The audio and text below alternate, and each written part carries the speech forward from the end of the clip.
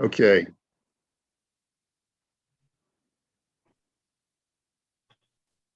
Okay. So we are. I was just going to do the. So we saw. I'm pretty sure we saw all of the. All of the biurim yesterday. So let's go a little bit weiter, and good morning, Barry. So let's just go a little bit weiter here. Let's see. Just make sure we did all of the kutim. Yeah. Okay. Morning, Steve. Okay. Misha, we're up to Sif Hay. Misha Ochal Oshasa Oyashan. Oh yeah, so we did this yesterday. If a person does anything, any kind of activity that is potentially exhausting to his system, he just ate or drank a full meal, like we saw in the Imrei Yaakov, or he just got up from a nap or a night's sleep, or he's just engaged in intimacy with his wife, or he did a bloodletting.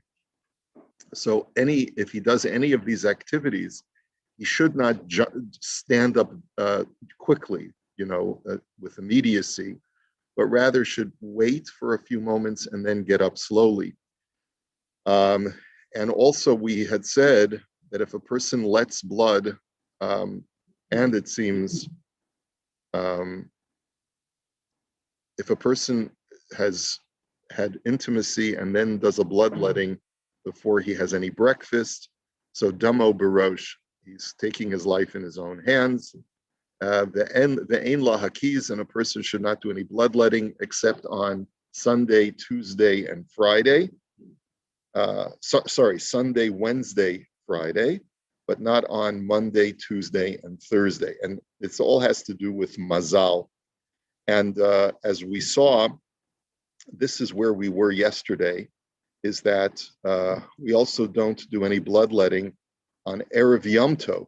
And the reason is because of this. We saw in the Shulchan Aruch in Orach Chaim that on Erev Shavuos, there's a certain bad mazel, a certain demon that is waiting to harm us because of the monumental ascent that we are planning to make on Shavuos. And therefore, every Erev Yom Tov, Chazal said, don't do any bloodletting.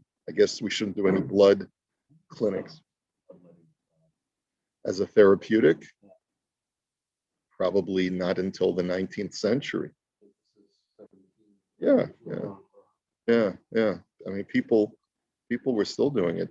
I don't know if anyone still does it, but it was considered. It's been considered therapeutic for most of human history, which is fascinating, right? Okay. All right. Let's go on to see. Let's see. Yeah. Okay. Asur la'avor tachas kir natui o al gesher ra'ua. It is forbidden for a person to pass under a dilapidated wall or over a dilapidated bridge, olikones lechorva, or to enter into a ruin, which is a building that's condemned and is waiting to be destroyed. O leilech b'sha'ar makom sakana, or to go in any other dangerous place. And in parentheses, he writes, "V'lo yetze yechidi balayla," nor should you go outside alone at night. And it could be that this halacha certainly no longer applies because of like what I told you before, that from the times of Abaya, they chased away all the demons. V'asur lishon bevayis yechidi balayla. You're not allowed to sleep alone in the house at night.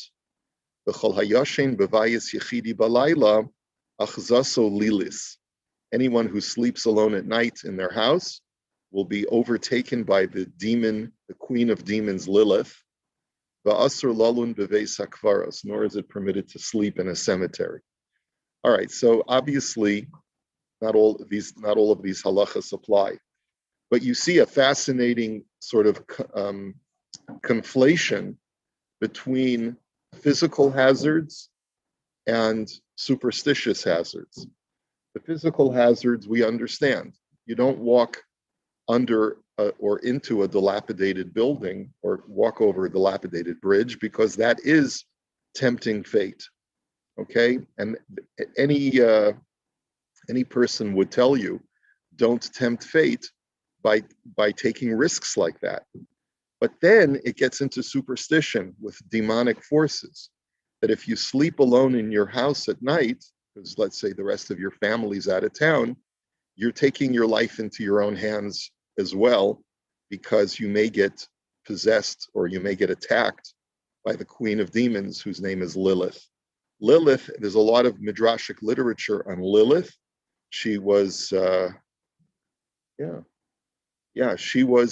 she apparently, Adam Harishon, when he separated from Chava for those 130 years, he consorted with Lilith and created all of the demons, right? Yeah, so whatever that means, we don't really know what that means. We don't know what the deeper meaning is. But let's take a look at some of the halachic issues. Let's see.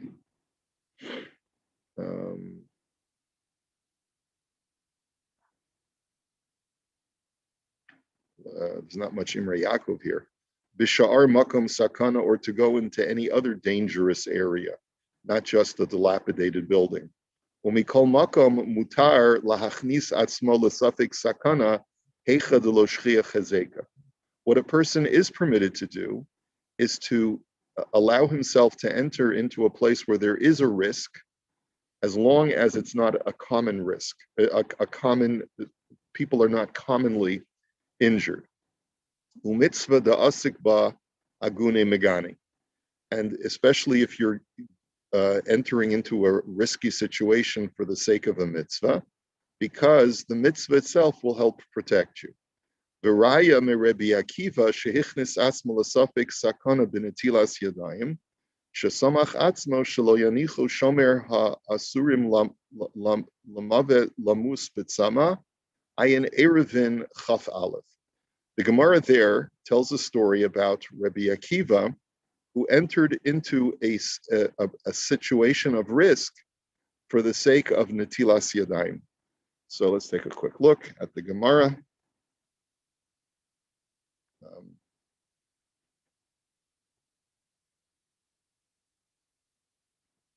Talmud, Erevin. What daf did we say? 21 of Aleph.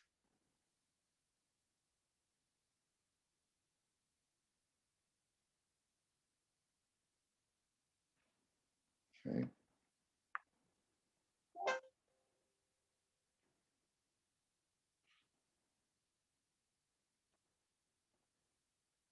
Okay. It once happened, Tanu Rabbanan, Maisa Berebi Akiva, Shahayachabush Beveso Asurin, that it once happened, Rabbi Akiva was incarcerated in a prison. Rabbi Yoshua Hagarsi would. What? Oh, I'm sorry. Sorry. Okay, 1 second. There we go.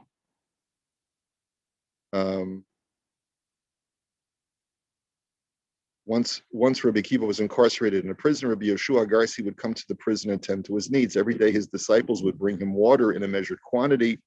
One day the prison guard met Rabbi Yoshua Hagarsi and said to him, "The amount of your water today is more than usual. Perhaps you need it in order to soften the walls and thus undermine the prison." They were being accused of trying to break him out. He then poured out half the water and gave him the other half to take into Rabbi Akiva. When Rabbi Yeshua came to Rabbi Akiva and the latter saw the small amount of water he had brought, he said to him, "Yeshua, do you not know that I am old and my life depends on your life? No one else brings me water. If you bring me less than I need, my life is endangered." After Rabbi Yeshua related to him the entire incident, Rabbi Akiva said to him, "Give me water so that I may wash my hands." Rabbi Yehoshua said to him, "The water that I brought will not suffice for drinking. How will it suffice for washing your hands?" He said to him, "What can I do? For transgressing the words of the sages and eating without first washing hands, one is liable to receive the death penalty. And if so, it is better that I should die by my own death by this rather than by thirst, rather than transgress the opinion of my colleagues who enacted that one must wash hands before eating. They said that he would not taste anything until Rabbi Yeshua brought him water and he washed his hands. When the sages heard about this, they said, if in his old age and weakened state he is still so meticulous in his observance of the mitzvos, how much more so must he have been in his youth? And if in prison he is so scrupulous in his behavior, how much more so must he have been when not in prison? So that's the story of Rabbi Akiva in prison.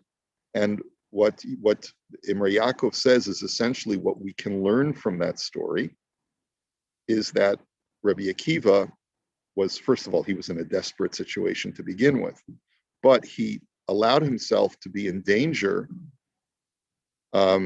because he felt that even though he was taking some level of risk, the prison guard, as the Meforshim explained, the prison guard would not allow him just to die. Prison guard was sort of trying to ration as little water as he could get, but would make sure that he would get more water. So Rabbi Akiva basically took certain risks in order to do a mitzvah.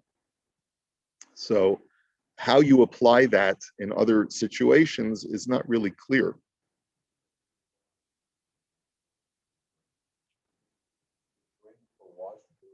So, right. So I mean, so that's why. I mean, that's the reason why he sort of says. Let's see if there's.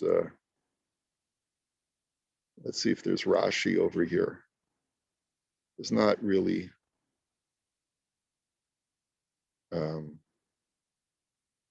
Let's see. Is there any Rashi here?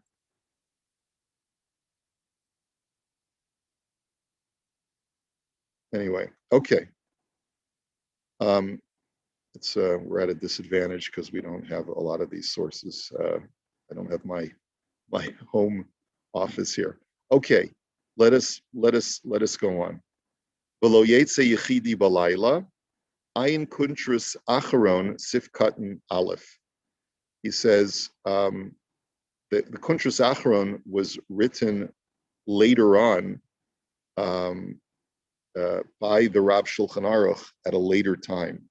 And he writes, the reason why I put this in parentheses, he says, is because the Gemara in Brachos, lo asru ela l'talmid chacham mishum genai v'chashad, that the only reason that not to go outside at night is not because it's dangerous from demons, but rather because a Talmud Chacham should not go outside because people may suspect, hey, where is this guy going? Uviyom sof perik aleph lo asru ela latzeis laderech. And the Gemara in Yoma only says that you shouldn't walk out at night to go on a journey because traveling from city to city at night is dangerous. Ve'efshar mishum demairi b'chol haleilos v'lo b'leil dalet v'shabbos l'chud hagazaisa gam kein v'lo divrei susayu ela b'leil dalet v'shabbos b'zman habraisos v'ramah chashash l'gazaisa b'chol haleilos achar abayish l'niach lehem revacha klal v'tzarachiyim. Basically, the Rav Shulchan Aruch is basically saying that we're worried still about demons that are prevalent on Leil Dalet Tuesday nights and on Friday nights.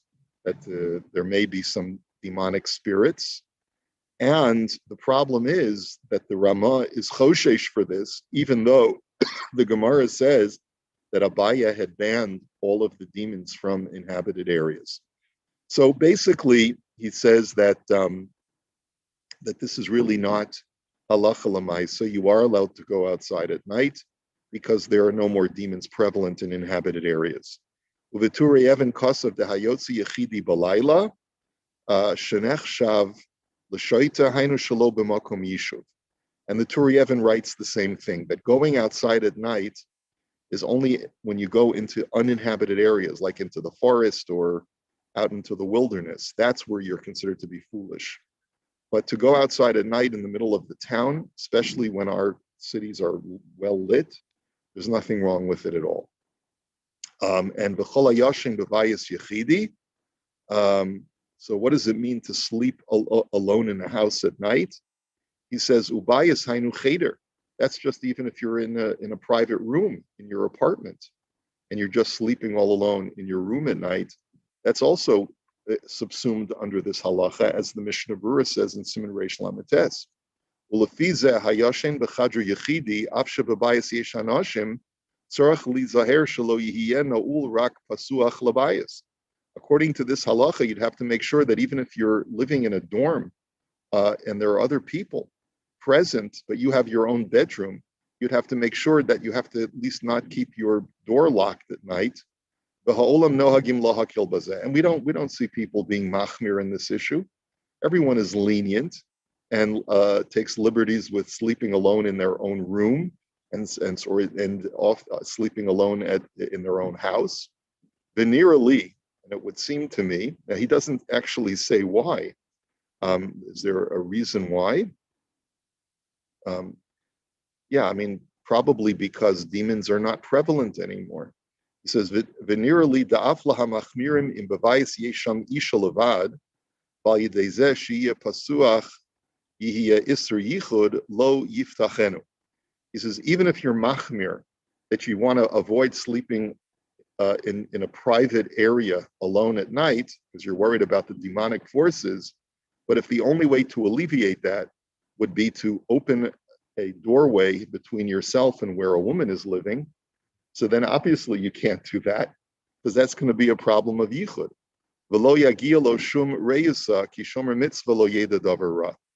And certainly nothing bad will happen if you're observant of the laws of yichud. You're well protected.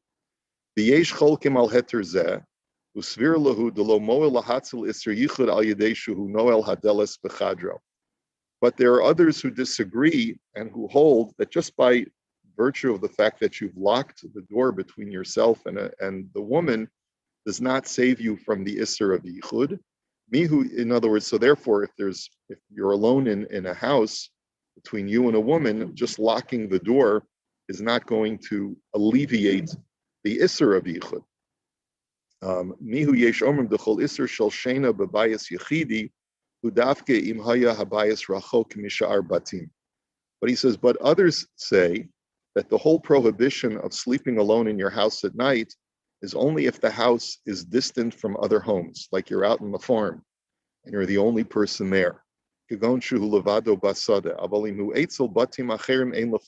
if you're nearby other houses, there's no reason to fear.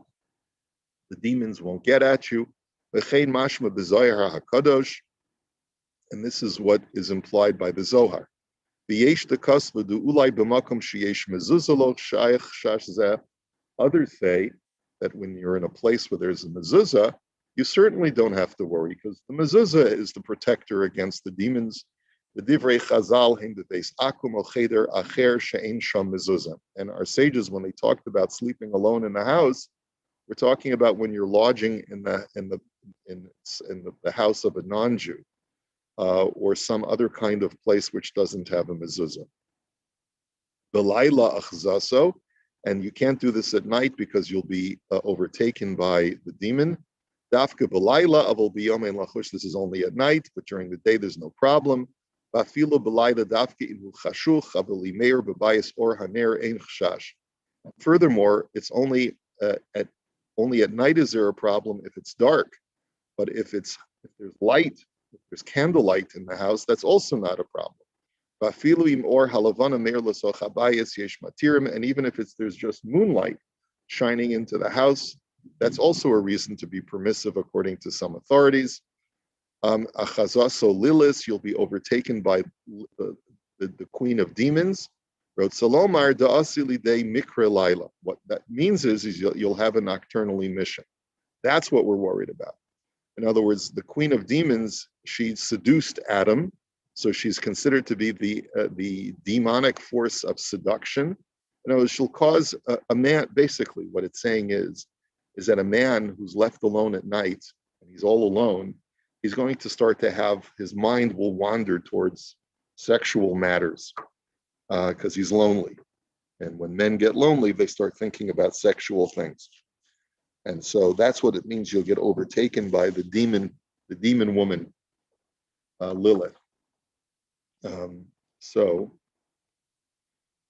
that's really this is all so bizarre, obviously, but I guess it's a way of basically saying, don't put yourself in situations where when you're all alone, you allow yourself to start becoming, I guess the word would be horny, if you'll allow me that slang. Okay. All right. So let's take a look at some of the side commentaries. Rabbi, by the way, does this apply to women the same sort of way as men? Right. It does. It would seem no. The queen of the demons has no interest in women, unless she's yeah. Okay. All right. Olelech b'shar makom sakana, or to go in any other place of danger. The Likutim says, Chola shehu mesukan lamut. The chol harofim miyashim oso shavada yomos achar yomo yomayim. He says, if you have an ill person who is in danger, and all the doctors have given up on him, and they say, look, the guy's is terminal, he's going to die within a matter of days. But they say that there's one more treatment that we can try. It may save his life, but it could also kill him instantaneously. If it doesn't work, he'll die instantly.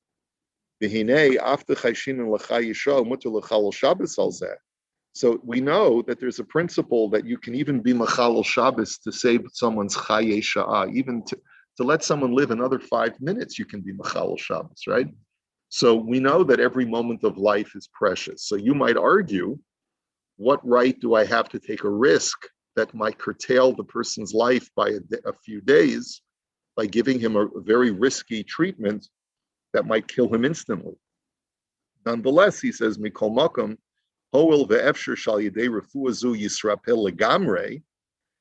he says, but since this might actually cure him, so this is a medical ethics halacha, and it's clear from the halacha that you're allowed to engage in even very risky medical treatments, even if it may end up accelerating the death of the patient. Yeah, it's only because you know they're terminal without this treatment. So that's a great question, Mike. Where do you draw the line? So the answer is that there probably is no line, because it's a judgment call, because medicine is all judgment call. It's very difficult to make to say it's this number of days versus that number of days. A lot of times doctors will say, you only have 6 months left to live or 3 months left to live, and the guy ends up living for a few years, right? So therefore, but basically what we're saying is that if once the doctor gives you this death sentence and he says you have this terminal condition, we don't currently have a known treatment for this, but there's this one doctor in Switzerland that may have this, but it's very risky. Some patients have died from it. Then you would be allowed to take that risk, is essentially what we're saying. Mikol makom tzorech lios maton badavar ma'od lefakeach im rofim mumchim. But the proviso is you have to be very deliberate to consult with expert doctors. Get a second or a third opinion. Biyasa al pi rov deos harofim, and you should follow the majority of the doctors. And this is, of course, a very big issue that occurred during COVID. In other words, the poskim told us, follow the majority. You follow Rov poskim. Yes, was there a minority of physicians who said that the vaccine is poison and it's terrible and you shouldn't take it? Yes, there was a minority of doctors who said that. And there's probably some truth to the fact that there is greater risk than what the general public is aware of in this vaccine. But all of that notwithstanding, halachically, you have to follow the majority of medical experts. And why is that? Why do you follow the majority? It's the same with halacha. You follow the majority ruling. And if a person really does believe in God and his providence over the world, he believes that Hashem guides mankind in general towards coming to resolution. So if the majority of doctors are saying to do something or to not do something, then you have to place your trust in Hashem that He's guiding that process also, right? And unfortunately, this has created so much anxiety and so much tension within the community. When in reality, I still get this guy who quit the shul and is regularly barraging me with WhatsApps and Facebook messages almost every day about this doctor and that expert and that video clip. And I just ignore it. I blow it off. But the fact is that people have really gone meshuggah over this issue.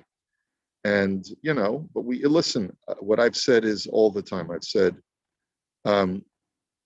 because of the tremendous anxiety over the last 2 years, you have to be moichel anything that people have said or done over the last 2 years, because people have not been themselves.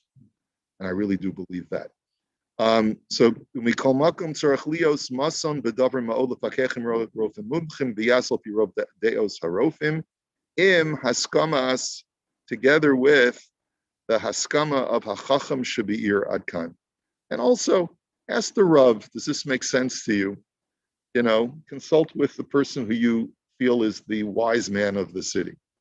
Not only is this true with medication, that for a terminal patient, but as far as surgery as well. It's appropriate to consult with 2 doctors, not just one, but 2 doctors independently of each other. If